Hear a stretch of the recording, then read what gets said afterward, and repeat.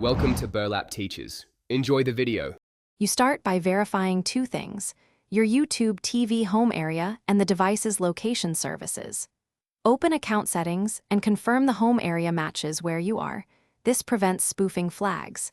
Then, enable location permission for the app and set device location mode to high accuracy so Wi-Fi and GPS both report.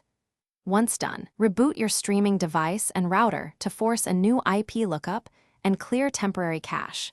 This triggers YouTube TV to reevaluate your location. Next, force the app to recheck your position. Clear the YouTube TV app cache and data so stored location tokens are removed, then sign in again. This resets location queries. When prompted, grant location permission. Choose Allow while using the app so the app can read GPS and Wi-Fi. If you ever had a VPN or proxy enabled, turn it off.